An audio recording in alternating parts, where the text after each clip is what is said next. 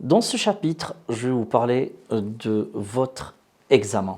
En fait, ça va être la partie la plus stressante pour un apprenant. C'est tout à fait normal. Donc, on a tous cette appréhension de passer un examen. C'est tout à fait normal. Et d'ailleurs, c'est dans cet objectif-là, dans ce but, qu'on vous parle aujourd'hui de l'examen. Parce que sachez que scientifiquement, c'est prouvé que le stress vient d'une situation qu'on ne connaît pas. Quand on y va vers l'inconnu. Et ça peut éventuellement déclencher un stress. Et le fait de savoir exactement ce qui nous attend, comment le faire, où le faire, et qu'est-ce qu'il faut le faire, voilà. Et tous ces éléments vont être tout simplement emmagasinés par notre cerveau. Et le fait de revivre cette situation, que ça reste que même dans votre imagination, ça permet à votre cerveau d'apaiser et surtout de se préparer sereinement. Et je tiens juste à vous rassurer encore une autre fois, pendant tout au long de la formation, vous aurez un accompagnement, vous aurez un suivi, donc vous ne serez pas lâché dans la nature. Donc il y aura des cours au quotidien, il y aura des journées cas pratiques, c'est des journées sur lesquelles on va travailler sur toutes les compétences. Il y aura aussi 3 évaluations en cours de formation, c'est ce qu'on appelle généralement les ECF. Vous avez ECF1, ECF2, ECF3, voire même 4 en formation, sachant que d'un point de vue légal, on en fait 2, et ben à la DREC, on en fait 4. On en fait 4, donc vous avez une première ECF dite compétences transverses, sur laquelle vous allez faire et vous auto-évaluer sur un ensemble de compétences qui relèvent du savoir-être. Et par la suite, vous avez 3 ECF, je n'aime pas utiliser le mot examen parce que réellement, ce n'est pas des examens, c'est des évaluations, ça s'appelle des évaluations en cours, des évaluations en cours de formation. Ces évaluations, on essaye de refaire l'examen, même si on ne refait pas exactement l'examen parce qu'on ne connaît pas le contenu de l'examen, mais on essaye un peu de vous rapprocher de l'examen. À l'ECF1, à l'ECF2, à l'ECF3, le but c'est de vous familiariser aux outils, c'est de vous refaire un peu l'examen dans des conditions réelles. En venant au centre, vous allez faire des mises en situation fictives. Sur ces mises en situation fictives, vous allez être évalué et surtout travailler sur des supports Excel qui sont similaires à ceux de l'examen. Donc voilà, ça reste de l'entraînement. Donc vous serez éventuellement entraîné, réévalué. Donc là, il n'y a pas de notes, il n'y a pas de notes, il n'y a pas d'apprenant qui va réussir ou pas. Non, là, on n'est pas dans cette dynamique-là. On est plutôt dans l'entraînement, dans la correction. Et c'est comme ça qu'on se prépare. Un athlète, avant de faire des Jeux Olympiques, il va s'entraîner, travailler dans le dur, et puis il est évalué par son coach. C'est pas comme si son coach va lui dire oui, là tu as réussi, tu peux sortir et arrêter le sport. Non, donc le coach il va lui dire voilà, là c'est pas bien, là il fallait faire ça, et puis voilà, donc lui il est derrière à corriger, monter, travailler afin de monter en compétence. Et donc nous on est là, on fait le rôle des coachs, et vous êtes des sportifs, et on prépare des Jeux Olympiques qui auront lieu le jour de l'examen. Donc cet examen, il se déroule de la manière suivante. Et du coup, donc le jour de l'examen, de l'écrit, sachant que pendant la période, vous avez une période de stage de 5 semaines en entreprise que vous allez effectuer. Donc pendant cette période-là, vous allez effectuer des tâches qui relèvent de vos compétences, des compétences de votre titre. Et le jour de l'examen, donc vous allez vous allez nous présenter 2 dossiers professionnels. Les dossiers professionnels, donc il faudra impérativement les ramener avant le début de votre examen. Donc le jour de l'examen se déroule de la manière suivante. Donc vous avez d'abord une mise en situation. Donc cette mise en situation, elle dure 3 heures en tout. Mais 3 heures, par contre, elle est scindée en plusieurs étapes dans les 3 heures. Donc, vous allez réaliser en amont, comme je vous l'ai dit, un DP. Et la mise en situation se situe dans le contexte d'une entreprise. Donc là, vous aurez un sujet à votre disposition. Donc dans ce sujet-là, on va vous mettre dans le contexte d'une entreprise. Donc on vous dit que vous travaillez pour l'entreprise X qui est dans tel secteur d'activité, qui vend tel produit, qui vend tel service. On va vous présenter les produits, les services de l'entreprise. On va vous présenter le secteur d'activité dans lequel elle évolue l'entreprise, les tâches, les fiches, même les fiches de produits ou les fiches ou vos prestations de services, ainsi que toutes les prestations les prestations que vous faites, ou les produits, les caractéristiques de vos produits, les prix de votre produit, les tarifs. Voilà. Donc sur ce sujet, vous aurez un ensemble d'informations qui va vraiment vous donner tout ce qu'il vous faut afin que vous puissiez mener cette mise en situation. Donc la première étape de l'examen, donc elle dure 1h15. Donc vous prenez connaissance du contexte de cette entreprise et puis vous allez étudier un dossier client. On va vous donner un contexte d'un client par exemple qui est déjà bénéficié d'une de vos prestations et que ce client pour une raison ou pour une autre n'est pas satisfait. Et ce client vous envoie un courrier. Donc là, votre responsable vous demande, dans le sujet, vous êtes vraiment dans un contexte d'une entreprise. C'est une mise en situation fictive. Donc votre responsable vous demande de prendre en charge le dossier de ce client. Donc là, la première chose, c'est que vous avez un courrier d'un client qui n'est pas satisfait d'une prestation.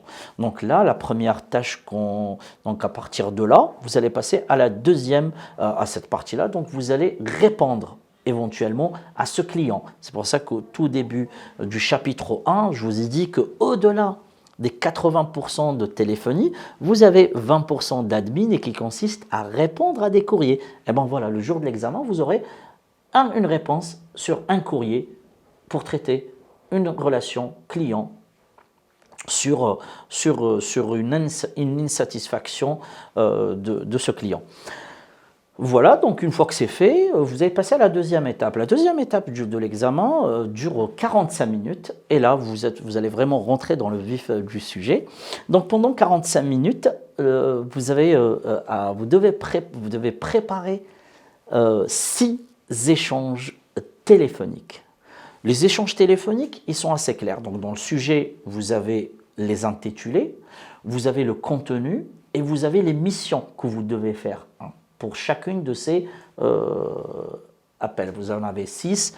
Donc ça va traiter la relation client, un appel où vous allez renseigner, un appel où vous allez faire un sondage, un autre appel où vous allez gérer une rétention, une réclamation, un autre appel où vous allez par exemple recouvrir une facture impayée, un autre appel où vous allez faire de la télévente. On va voir, chacune de ces appels correspond à une des compétences de votre réac.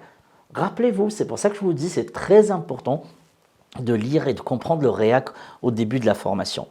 Et du coup, donc là, vous allez vous préparer, vous avez 45 minutes pour vous préparer. Donc là, vous pouvez utiliser des brouillons, vous pouvez préparer des scénarios, vous pouvez préparer des matrices, vous pouvez préparer même votre discours. C'est normal, le jour de l'examen, vous allez avoir un petit trac, un petit stress, mais il est stimulant le stress. Une fois que vous rentrez dedans, à partir de la première communication, vous allez voir que vous êtes lancé, vous êtes dans votre bulle et ça ira beaucoup mieux. Donc pour cela, donc tout ça, vous l'avez dans le sujet. Pendant ces 45 minutes, vous avez une interface, un outil sur votre ordinateur qui est d'abord un tableau Excel qui remplace un logiciel ou un CRM en entreprise. Donc c'est un tableau Excel qui est fait de plusieurs parties et vous avez en fait l'interface du client, vous avez un mode de paiement en carte bleue, vous avez l'onglet pour les bons de commande, les devis, vous avez plusieurs feuilles dans ce registre, dans ce classeur Excel en face de vous. Et sur chacune de ces appels, vous avez un code. Dès que vous mettez le code de l'appel sur le classeur Excel, il va vous ressortir l'intitulé de la communication ainsi que le contenu et l'interface sur laquelle vous allez rédiger, renseigner et par la suite imprimer le compte rendu ou le résultat de votre appel. Voilà, donc ces 45 minutes vont être vraiment une occasion pour vous afin que vous puissiez prendre connaissance du sujet, prendre connaissance de l'interface, me préparer, me faire des brouillons, bien calés sur les 6 appels. Ensuite, on arrive à la troisième partie de l'examen qui dure 1 heure et c'est là où les jurys vont jouer le rôle des différents interlocuteurs que vous allez avoir au téléphone. Donc sachez que de votre côté, vous avez, afin de réaliser ces communications, donc vous avez un outil principal qui est installé sur votre ordinateur. On installe généralement un Skype. Vous connaissez tous ce Skype. Hein. Skype, c'est un outil sur lequel on peut appeler, on peut parler, on peut voir et on peut écrire des chats. Donc c'est un outil qui reprend un peu l'ensemble des méthodes ou des outils dont vous aurez besoin pour réaliser, donc qui fait du chatbot et qui fait aussi du voicebot. Donc généralement, nous à la DREC, on utilise Skype. Dans d'autres centres, ça peut être aussi d'autres outils. Le plus important, c'est que vous avez cet outil devant vous. Les jurys qui sont dans une autre salle, ils ont le même outil comme vous. Et à partir de là, donc ils vont venir et vous dire, ok, d'accord, allez, on va commencer les 6 mises en situation. Et là, selon les énoncés que vous avez sur la fiche, vous allez entamer en fur et à mesure les 6 communications. Si on vous demande en premier d'appeler un client et de lui faire un questionnaire ou un sondage suite à un appel, ben voilà, ben je vais aller, je mets le code et là j'ai le sondage qui est en face de moi, j'ai toutes les informations, les consignes, la politique commerciale de l'entreprise, les règles, les conditions générales, j'ai tout, je me suis bien préparé et là je vais entamer un appel. Généralement c'est des appels qui durent entre 5 moins de 10 minutes, hein, pas plus de 10 minutes. Pensez juste à ce moment-là, à chaque appel, de le réaliser et les jurys sont bien avenants, ils sont très avenants, ils vont vous laisser donc une communication de 10 minutes, donc peut-être vous allez échanger au bout de 6 minutes, 7 minutes et les jurys vous laisseront toujours 2-3 minutes ou voire 4 minutes afin que vous puissiez réaliser votre compte rendu, imprimer le document. Voilà, donc là vous arrivez à la fin de la mise en situation professionnelle et vous passez à l'entretien technique. L'entretien technique est un oral que vous allez vous entretenir avec les jurys et qui lieu après la mise en situation et qui comporte 3 parties. L'entretien technique, donc la première partie de l'entretien technique, donc l'entretien technique en tout, il dure 30 minutes. Il est scindé en 3 parties. La première partie qui dure 10 minutes. Donc là, vous disposez de tous vos travaux hein, que vous avez réalisés dans la première partie hein, de la mise en situation, ainsi que tous les documents relatifs au contexte de l'entreprise. Donc là, vous avez tous vos documents, les jurys vont vous les remettre et vous avez 10 minutes pour vous pencher dessus, essayer de préparer l'entretien que vous allez avoir et l'échange avec les jurys. La deuxième partie qui dure 10 minutes, ben là les jurys, rappelez-vous au tout début, je vous ai dit qu'il y avait un client qui vous a envoyé un courrier afin de vous remonter une anomalie ou une insatisfaction où le client n'est pas satisfait d'une de vos prestations. Rappelez-vous au début, vous l'avez fait un courrier, il vous a fait un courrier et vous avez préparé un courrier de réponse. Et là, sur cette deuxième partie de l'entretien technique, le jury va vous faire écouter un enregistrement. Donc ce client qui vous a envoyé un courrier vous a appelé au moment où vous étiez absent et vous a laissé un message répondeur. Donc je tiens juste à... c'est pour ça que tout à l'heure j'ai commencé avec le fait qu'on vous communique des infos et que vous permet d'anticiper et de vous préparer, et ben dans ce même registre, j'ai envie de vous dire que là, ça me fait rire parce qu'en fait, l'enregistrement que les jurys vont vous faire écouter, c'est un message répondeur. Sauf que ce message répondeur, attendez-vous qu'il soit vraiment virulent. Donc le client, il est là, en fait, tout ce que vous avez lu dans ce courrier, là, il va vous le dire de vive voix, c'est-à-dire il va vous laisser un message, je suis pas content, c'est pas bien, vous n'êtes pas professionnel, soit dans l'ironie, mais vous avez eu votre diplôme, voilà, donc vous allez entendre, donc c'est pour ça que le fait de vous le dire aujourd'hui, c'est que vous êtes déjà préparé et vous allez voir que vous allez mieux gérer. Donc, après l'issue de l'écoute de cet enregistrement, les jurys vont vous poser la question. Écoutez, comment vous réagirez, vous, à ce message répondeur? Ben oui, d'accord. Là déjà, vous avez anticipé parce que vous avez préparé déjà un courrier de réponse à ce client. Donc ça, c'est déjà, ça peut être une première réponse. Et là, donc sur ce que vous allez faire, quelles sont les démarches que vous allez faire, c'est que vous allez répondre au client déjà par courrier. Et comment vous allez réagir à cet appel. Donc, quelles sont les techniques, les méthodes qui vont vous permettre de gérer l'appel, même si le client, vous l'avez eu de vive voix, comment vous aurez pu faire, qu'est-ce qu'il faudrait faire maintenant, comment on gère la situation de ce client. Et là, vous allez leur parler de toutes les techniques ainsi que le savoir-faire. Et ça, vous aurez des cours spécifiques dans ce sens. Vous aurez des mises en situation téléphoniques. Rappelez-vous que pendant cette formation, vous avez 120 heures de préparation à l'épreuve. Pendant ces 120 heures, si on enlève l'examen écrit des ceux de jour, on enlève les 3 jours des ECF, il vous reste environ 90 heures de journée cas pratique. Cas pratique pour un conseiller relation client, c'est des mises en situation téléphoniques qu'on va vous faire. Pendant le stage, vous aurez des mises en situation téléphonique. Donc, à l'arrivée, ce jour-là, vous serez déjà bien préparé. Donc, de ce côté, ne vous inquiétez pas.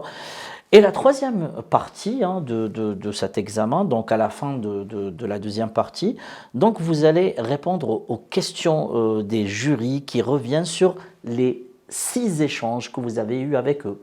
Bon, ils vous posez des questions, vous dites, écoutez, sur tel appel, vous nous avez dit oui, d'accord, vous avez réussi à nous vendre le produit, mais par contre, vous ne nous avez pas rappelé le montant ou telle info. Sachez que les jurys, quand ils arrivent à l'entretien technique, le but de leurs questions, ce n'est pas de vous piéger, mais plutôt de vous tendre la perche afin de vous dire « Ok, vous avez fait une première manche, vous avez fait des erreurs, maintenant, qu'est-ce que vous aurez dû faire et que vous n'avez pas fait ?» Et là, vous avez une deuxième chance pour vous rattraper. Les choses que vous n'avez pas fait à l'écrit ou à la préparation, ça peut arriver, mais ce n'est pas fatal. Vous aurez une deuxième manche à l'oral devant les jurys pour vous rattraper à l'oral. Et rien que de donner une bonne réponse au jury, là, la compétence est validée. Sachez que vous avez un binôme de jury, il y aura un des jurys qui joue le rôle du client et le deuxième qui est en train de noter et qui est en train de checker et dire oui, cette compétence est acquise, la 2 est acquise, la 3 est acquise, la 4 elle est partiellement acquise, du coup ils vont revenir vers vous sur l'entretien technique, qu'est-ce que vous aurez dû faire sur telle mise en situation? Ben écoutez, oui c'est vrai, j'ai fait une erreur d'inattention, j'aurais dû faire comme ça, comme ci, comme ça, eh ben bravo, ok, parfait, c'est fait, c'est acquis, on comptabilise à la fin et puis on dit ok, c'est tout bon. À ce moment-là, les jurys vont vous inviter, donc ils vont vous sortir de la salle. Le temps pour eux de faire le point sur vos compétences, ils vont checker. Donc là, la compétence 1 est bien faite, acquise, 2 acquises, 3 acquises, 4 acquises. On ferait à mesure, toutes les compétences sont acquises. Donc l'écrit est bon, le savoir-faire est bon. Donc là, ils se sont prononcés sur votre titre, d'où vous le donnez. Mais attention, ce n'est pas fini parce qu'ils ont besoin, là ils vous ont évalué sur le savoir-faire. Mais pour compléter une compétence, sachez qu'une compétence elle est faite de 3 piliers fondamentaux, c'est le savoir-faire, le savoir-être et le savoir. Donc le savoir-faire c'est acquis, d'accord, mais il faudrait aussi maintenant que vous montrez un peu plus ce que vous savez sur le savoir-être. Et là, c'est là où vous allez entamer à la fin de votre examen ce qu'on appelle l'entretien final. L'entretien final dure une quinzaine de minutes. Donc sachez que l'examen du début à la fin se déroule anonymement. C'est-à-dire que sur votre pochette d'examen, vous ne vous appelez pas Thibaut, vous ne vous appelez pas Rémi, vous vous appelez candidat numéro 1. Candidat numéro 2. Donc au moment de la correction, au moment de l'échange, les jurys ne savent pas qui vous êtes. C'est dans une session, on en a 10 personnes, ils ne savent pas qui, est-ce que Thibaut c'est le candidat numéro 1 ou le candidat numéro 10. Donc ils ne savent pas, donc c'est anonyme. C'est au moment de l'entretien final que les jurys vont éventuellement se rapprocher du responsable de session pour lui demander, écoutez, là on a fini, donc on aimerait bien savoir l'identité du candidat numéro 1. Bah écoutez, le candidat numéro 1 c'est monsieur ou c'est madame. Et c'est là où les jurys vont ouvrir votre dossier professionnel, parce que votre dossier professionnel il est nominatif. Et donc là ils vont se pencher rapidement, de regarder, chacun a une copie, et puis là ils vont vous re-rentrer une autre fois afin d'échanger avec vous dans un échange vraiment qui peut se rapprocher d'un entretien d'embauche. Voilà. Donc là, les jurys vont vous poser des questions sur votre stage. Vous avez fait un stage dans telle entreprise. Ah, c'est bien. Chez qui? Comment? Et des fois, il y a des jurys qui connaissent en fait des entreprises où vous avez fait le stage parce qu'eux, ils sont issus de votre secteur. Hein. Donc, vous allez voir que c'est très convivial, l'échange de l'entretien final. Il est très, très sympa à la fin. Et puis c'est là où les jurys vont vous poser des questions. Et l'objectif de cet entretien final n'est pas de savoir si vous avez réussi ou pas votre stage, non, loin de ça. Les jurys ont un seul et unique objectif. C'est de savoir tout d'abord si vous avez, pendant cette période de stage, vous avez pu avoir une bonne connaissance de votre environnement de travail. Est-ce qu'aujourd'hui vous connaissez le quotidien d'un conseiller relations clients à distance? Quelles sont les exigences aujourd'hui d'un conseiller relations clients à distance? Quelles sont les qualités aujourd'hui d'un conseiller relations clients à distance? Quel est le quotidien? Quelles sont les exigences? Ils peuvent même y aller vous chercher sur un stage et vous dire, allez, est-ce que vous pourriez nous donner un petit exemple d'une tâche que vous avez fait, celle la plus significative pendant le stage? Parlez-nous un peu. Et là, ils vont pouvoir y aller chercher en vous le savoir-être, la motivation et surtout, ils attendent de vous à la fin, que vous leur dites que vous êtes fait et fait pour ce métier. Et ça traduit une seule et unique chose à la fin, c'est votre motivation. Les jurys, ils ont vraiment envie de savoir et de connaître et de mesurer votre degré de motivation et surtout si vous êtes prêt à l'emploi. Et si demain, vous vous levez à 8 h du matin, qu'est-ce que vous allez faire? Ne dites surtout pas que vous allez en vacances, ok?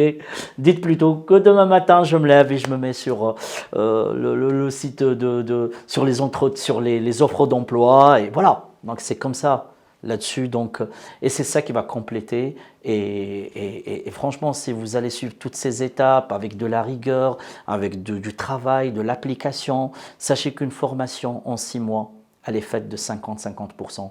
50%, c'est ce que vous allez acquérir, entendre, apprendre au centre. 50%, c'est ce que vous allez faire vous, en tant que travail personnel, chez vous. Le travail personnel à ne pas négliger. Si vous voulez vraiment, vous ne voulez pas avoir des difficultés le jour de l'examen, couplez le travail personnel chez vous avec les journées en formation et vous allez voir que vous allez être dans une meilleure posture le jour de l'examen.